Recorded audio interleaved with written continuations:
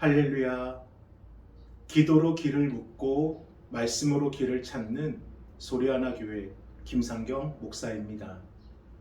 오늘 함께 보실 하나님의 귀하고 복된 말씀은 느헤미야 7장 1절로 4절까지의 말씀입니다. 우리 함께 봉독합니다.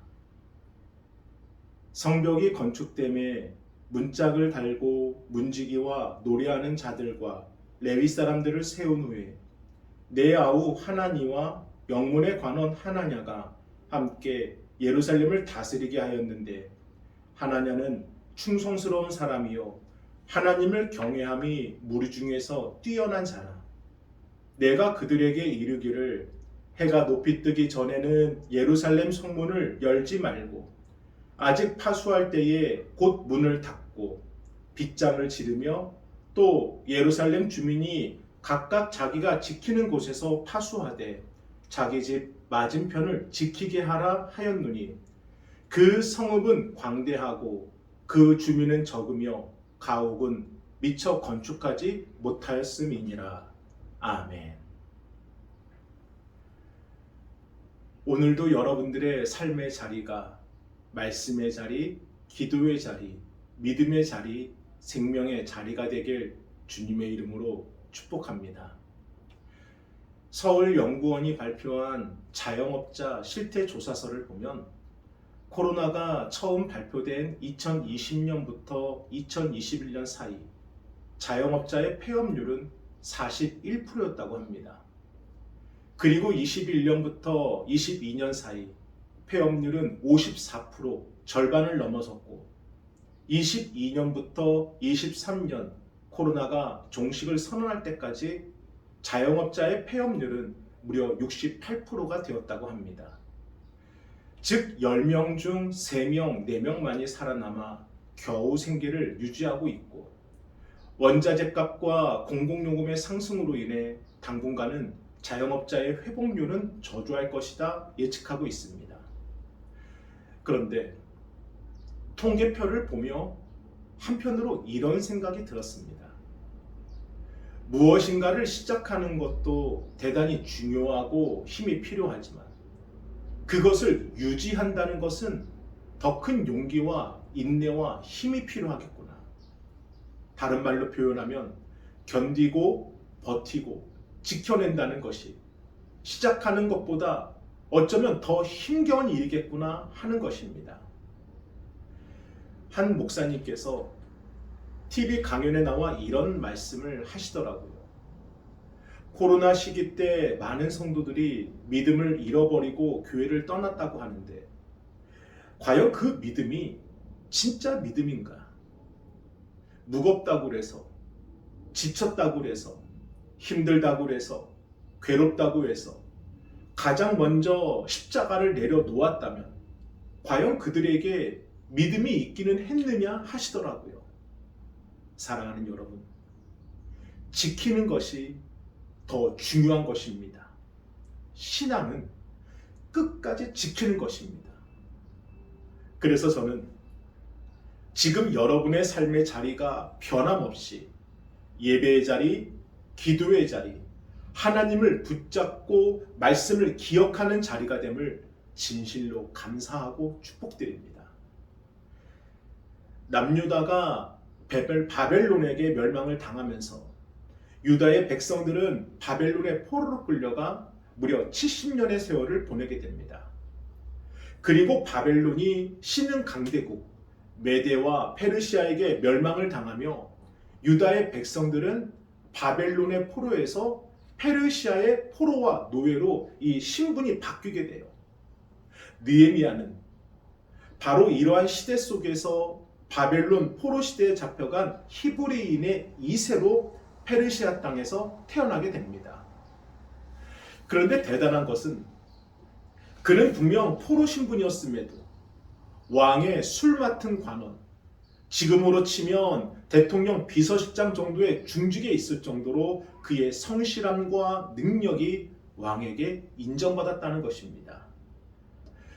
그러던 어느 날 멸망당한 남유다의 수도 예루살렘을 탐방하고 돌아온 동생에게서 너무나 처참한 소식을 듣게 됩니다. 예루살렘 성에 남아있는 남유다의 백성들은 주변 민족들의 노략으로 인해 고통을 겪고 있고 예루살렘의 성벽과 성문은 허물어지고 불타 있다는 것입니다. 그런데 더 놀라운 것은 그 말을 들은 느헤미야의 반응입니다. 우리 느헤미야 1장 3절과 4절을 함께 읽어봅니다. 그들이 내게 이르되 사로잡힘을 면하고 남아있는 자들이 그 지방 거기에서 큰 환난을 당하고 능욕을 받으며 예루살렘 성은 허물어지고 성문들은 불탔다 하는지라. 내가 이 말을 듣고 앉아서 울고 수일 동안 슬퍼하며 하늘의 하나님 앞에 금식하며 기도하여 아멘. 사실 느헤미야가 아무런 심경의 변화를 일으키지 않는다고 해서 누구 하나 비난할 사람은 없습니다. 나라가 멸망한 것은 이미 지난 일이고 느헤미야가 태어난 곳도 예루살렘이 아니라 페르시아 땅이고 무엇보다 지금 세상을 통치하는 페르시아 제국의 실세이니 느헤미야 입장에서는 그닥 신경 쓸 일이 아닙니다. 그런데 느헤미야는 예루살렘의 참담한 소식을 듣고 어찌합니까? 그 자리에 앉아 수일을 슬퍼하며 금식하고 기도합니다. 저는 오히려 소식을 전한 이 동생 하나니가 놀랬을 거라 생각합니다. 아니, 대체 형이 왜 이러지? 물론 슬픈 소식이지만 왜 이렇게까지 하는 거지? 형의 예상 밖의 반응에 무척이나 당황했을 것입니다. 그렇다면 왜 느헤미야는 이런 행동을 하는 것일까요? 한 번도 가본 적 없는 예루살렘의 소식을 듣고 왜 느헤미야는 이토록 격렬하게 반응했을까요? 이것은 첫째, 들은 것입니다. 무엇을요? 이스라엘이 누구의 나라인지, 우리는 누구의 백성인지, 어떻게 우리가 살아왔고 나라를 왜 잃어버렸고 왜 포로로 끌려왔는지, 이스라엘의 아픈 역사와 하나님과의 관계와 언약을 분명히 들은 것입니다. 그리고 둘째, 지킨 것입니다. 지켰다는 것은 느헤미야의 기도를 통해 알게 됩니다. 우리 느헤미야 1장 5절의 말씀을 계속해서 읽어봅니다. 이르되 하늘의 하나님 여호와 크고 두려우신 하나님이여 주를 사랑하고 주의 계명을 지키는 자에게 언약을 지키시며 긍휼을 베푸시는 주여 간구하나이다. 아멘. 주의 계명을 지키는 자에게, 사랑하는 여러분, 말씀을 믿고 지키는 자의 첫 번째 가장 확실한 증거는 먼저 하나님께 무릎을 꿇는다는 것입니다. 6.25로 분단이 되기 전 황해도 봉산군의 한 시골 마을에 뒤늦게 예수님을 믿고 정말 열심히 신앙생활을 하시던 노부부가 계셨다고 합니다. 하루는 노부부가 함께 밭에서 일을 하고 있는데 저 멀리서 마을 청년이 다급하게 뛰어오며 소리치는 거예요. 할배요, 할매요, 큰일 났습니다. 옆집에 불이 났어요. 빨리 집에 가보셔야 합니다. 라고요. 그런데 이 다급한 청년의 외침에도 노부부는 서로의 얼굴을 한번 쓱 보더니 하던 일을 멈추고 너무나 태연하게 밭에서 기도를 하기 시작하는 겁니다. 하나님, 집에 불이 번진들 어찌 저희 힘으로 끌 수 있겠습니까? 다만 이제까지 살게 해주셨으니 앞으로도 살게 해주시리라 믿습니다. 그리고 청년은 먼저 보내고 천천히 집으로 걸어가 보니 정말 옆집은 이미 집 전체에 불이 나서 활활 타고 있고 이 불이 번져서 노부부의 초가집 지붕에 지붕 한쪽이 불타고 있는 거예요. 그런데 그때 갑자기 강풍이 확 불더니 이 불이 엉겨붙은 노부부의 초가집 지붕을 저 멀리 휙 하고 날려버린다는 겁니다. 그리고는 더 이상 불은 번지질 않았고 아주 간단하게 지붕만 수리하고 예전처럼 살 수 있었다고 해요. 이 이야기는 기독교 이 고문헌집에 실려 있는 실제 실화의 이야기입니다. 사랑하는 여러분, 말씀을 믿고 지킨다는 것은 계산하지 않는다는 겁니다. 사람들의 눈치를 보지 않는다는 것이고 이제 어떻게 해야 하나 고민하지 않는다는 겁니다. 그저 먼저 하나님께 무릎을 꿇는 겁니다. 먼저 하나님의 뜻을 구하고 하나님의 뜻을 기다리는 겁니다. 느헤미야는 자신이 들은 대로, 자신이 듣고 지키는 대로 그저 하나님께 먼저 무릎을 꿇은 것입니다. 자, 이렇게 하나님에 대한 말씀과 언약을 지키며 먼저 하나님께 무릎 꿇어 기도한 느헤미야, 하나님께서는 4개월이라는 기도의 시간 후에 느헤미야의 기도에 응답해 주십니다. 어느 날 왕이 근심이 섞여 있는 느헤미야의 얼굴을 보며 물어요. 아니, 그대는 어찌하여 얼굴에 수심이 가득한가? 이때 느헤미야가 처참한 예루살렘 성의 상황을 그대로 말합니다. 그리고 돌아온 왕의 대답은, 그러면 내가 무엇을 원하느냐? 이때 느헤미야는 다시 하나님께 기도하고 왕에게 말합니다. 왕이시여, 저를 유대 땅으로 보내시어 제가 예루살렘을 건축하게 하옵소서. 그리고 허락하신다면 제가 유대 땅으로 안전하게 들어가도록 허가증을 발급해 주시고, 또 허락해 주신다면 건축 자재를 내게 주옵소서라고요.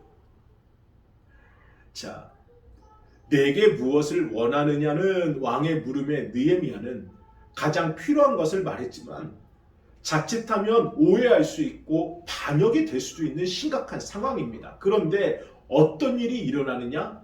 느헤미야 2장 8절의 후반부를 함께 읽어봅니다.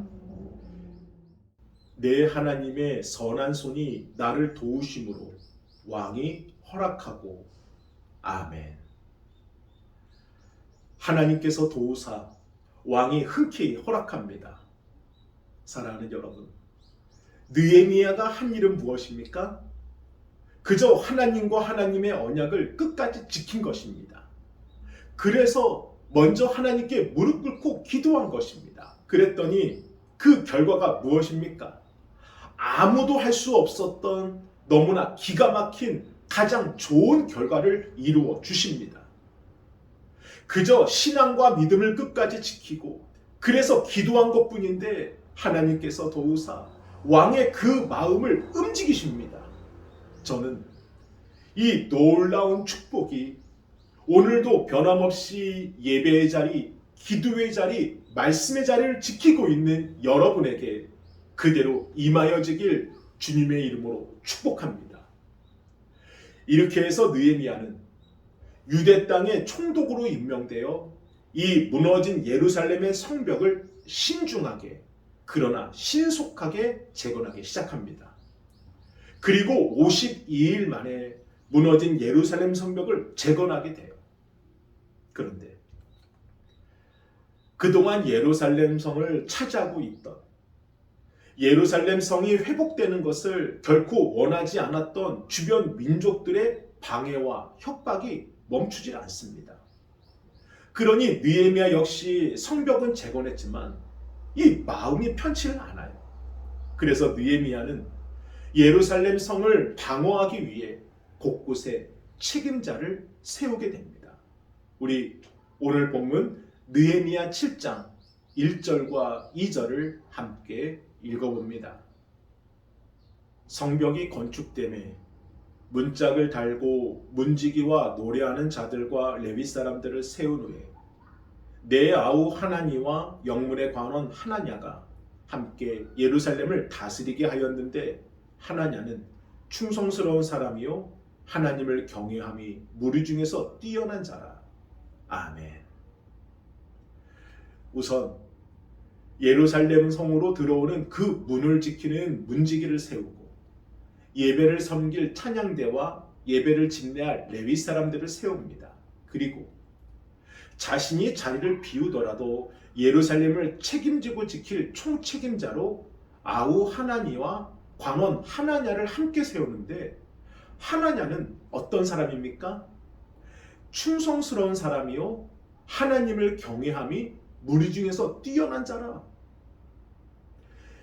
느헤미야는 예루살렘을 맡길 사람으로 자신이 신뢰할 수 있고 무엇보다 하나님을 경외하는 사람을 선택합니다. 이처럼 오늘 우리의 가정을 맡기고 우리의 교회를 맡기고 우리나라와 우리 민족을 안심하고 맡길 사람을 선택하시는 하나님의 기준 역시 똑같습니다. 하나님이 믿을 만한 사람, 변함없이 오늘도 하나님의 그 말씀을 지키는 사람, 여러분이 그 사람이 되길 소망합니다. 느헤미야가 믿을 만한 사람을 책임자로 세운 것처럼 저와 여러분 역시 하나님께 믿을 만한 사람, 맡길 수 있는 사람, 신뢰할 수 있는 사람이 되길 주님의 이름으로 축복합니다. 이렇게 느헤미야는 성문 문지기와 찬양대, 레위 사람들, 그리고 하나니와 하나냐를 임명하고 먼저 문지기들에게 상세하게 그 역할을 말해줍니다. 우리 느헤미야 7장 3절의 말씀을 함께 읽어봅니다.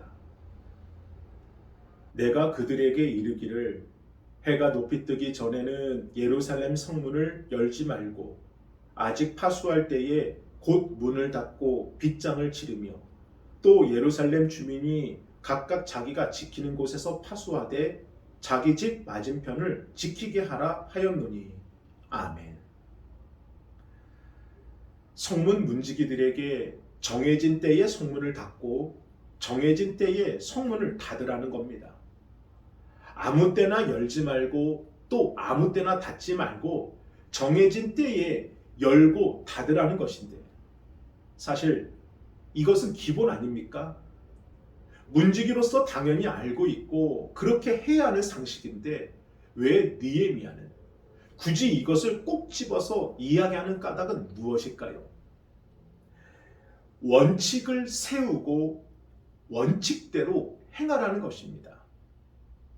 아무리 그 일이 쉬운 일이고 당연한 일일지라도 원칙을 세워 원칙대로 지킬 때 나뿐만 아니라 앞으로 누가 성문을 지키든지 변함없이 같은 마음으로 지킬 수 있기 때문입니다. 목회자들의 모임에서 한 연로하신 목사님이 이 예배 후에 축도를 하신 적이 있으신데 아직도 그분의 축도가 기억에 남습니다. 주님, 우리 목사님들이 설교한 만큼만 행하게 하옵소서라고요. 어느 시대이건 문제의 원인은 똑같습니다. 말씀이 없어서가 아니라 말씀의 홍수 속에 살면서도 말씀대로 살지 못하기 때문입니다. 말씀을 전하는 이도, 말씀을 듣는 이도 말씀대로만 살려고 몸부림친다면 대체 무엇이 문제가 되고 무엇이 낙심이 되겠습니까? 물론 이 땅을 살아가면서 성경에 기록된 모든 말씀을 100% 완벽하게 지키는 것은 대단히 어려운 일입니다. 하지만 지키려고 노력은 할 수가 있습니다. 비록 자녀가 특별하게 자라지는 못해도 그래도 무엇인가 해보려고 노력한다면 우리는 부모로서 그 자녀의 마음을 알고 즐겁지 않으십니까? 그와 마찬가지로 우리가 말씀대로 살려고 매일 말씀과 씨름한다면 비록 완벽하게 지키지는 못해도 그 말씀을 붙들고 노력하며 살아간다면 주님이 우리의 그러한 마음을 모르시겠습니까? 주님이 능력이 없다, 자격이 없다 버리시겠습니까? 그래서 저는 매일 새벽에 나누는 그 말씀 한 장 중에서 한 구절을 정해 책상에 써서 붙여놓습니다. 그리고 수시로 그 말씀을 보고 묵상하며 그 말씀을 지키려고 노력을 해봅니다.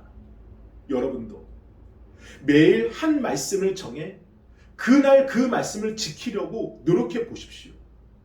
새벽을 깨워 기도하시고 그날 들은 한 말씀을 정해 지켜보자. 이러한 신앙의 원칙을 세워 보십시오. 완벽하지는 못해도 100% 지키지는 못해도 그렇게 매일 말씀대로 살려고 몸부림치는 우리를 주님은 결코 외면하지 않으십니다. 마치 예루살렘의 문지기처럼 반드시 쓰임받게 되는 겁니다. 그리고 이어서 느헤미야는 예루살렘에 살고 있는 주민들에게 말합니다. 우리 느헤미야 7장 3절 후반부부터 4절까지 함께 읽어봅니다. 또 예루살렘 주민이 각각 자기가 지키는 곳에서 파수하되 자기 집 맞은편을 지키게 하라 하였노니 그 성읍은 광대하고 그 주민은 적으며 가옥은 미처 건축하지 못하였음이니라. 아멘. 성벽을 재건하고 가장 다급한 곳에 사람은 세웠지만 워낙 넓은 성을 완벽하게 방어할 수 없고 빈틈이 많은 겁니다. 그래서 느헤미야는 예루살렘 주민들에게 말하는 겁니다. 여러분, 지금 여러분이 머무는 그 자리를 여러분의 능력대로 지켜주십시오. 여러분의 모습 그대로, 여러분의 삶의 그 자리를 여러분께서 굳건히 지켜주십시오. 아무리 뛰어난 리더와 군사가 성을 지킨다 하여도 결코 완벽하게 성을 방어할 수 없음을 알았기 때문에 모두가 같은 마음, 같은 말, 같은 뜻으로 각자의 자리를 지키는 것이 가장 최선의 방어임을 아는 겁니다. 사랑하는 여러분, 교회도 그렇습니다. 목회자 한 사람이 어떤 특별한 직분자가 교회를 지키고 회복시킬 수 있는 것이 결코 아닙니다. 교회는 세상의 방법대로 지키려 하면 무너지게 되는 것이고 하나님의 방법대로 지키려 할 때만이 변화를 넘어 회복으로, 회복을 넘어 부흥으로 일어서게 되는 것입니다. 다음 주 맥주 감사절이 우리 소리하나 교회 창립 2주년이 되는 날입니다. 많은 사람들이 이 코로나 시기 때 개척하는 것을 대단히 안타깝게 바라보았고 심지어 어떤 목사님은 쉬라고, 지금 일어서면 결코 무너지게 된다고 그렇게 말까지 하시더라고요. 그럼에도 우리가 아닌 하나님께서 우리를 여기까지 인도해 주셨습니다. 비록 많은 인원이 예배하지는 못하지만 여전히 변함없이 우리의 자리가 예배의 자리, 기도의 자리, 말씀의 자리, 찬양의 자리로 지킬 수 있도록 인도해 주고 계십니다. 또 매일 새벽마다 기도로 길을 묻고 말씀으로 길을 찾도록 몸부림치게 하고 계십니다. 그리고 저 혼자가 아닙니다. 하나님께서 직접 보내주신 귀한 한 가정들이 함께 같은 말, 같은 마음, 같은 뜻으로 하나님의 교회와 각자의 가정을 지키고 있습니다. 사랑하는 여러분, 꼴찌로 달려도 끝까지 달려 결승선을 통과하면 되는 겁니다. 그래서 저는 예수 그리스도의 이름으로 확신합니다. 우리 교회뿐만 아니라 이 땅에 세워진 하나님의 교회들은 반드시 변화를 넘어 회복을 넘어 부흥으로 세워지는 하나님의 교회가 될 것이다. 교회의 회복은 하나님이 하시는 것이고 우리는 그저 멈추지 않고 끝까지 이 자리를 지키면 되는 것이다 라고요. 오늘도 변함없이 여러분의 삶의 자리가 기도의 자리, 예배의 자리, 말씀의 자리인 것을 진실로 축복합니다. 그 자리를 힘겹더라도 끝까지 지키십시오. 늦더라도 천천히 끝까지 걸어가십시오. 그러면 그 결과는 하나님께서 반드시 열매 맺게 하여 주십니다. 아멘. 우리 함께 기도합니다.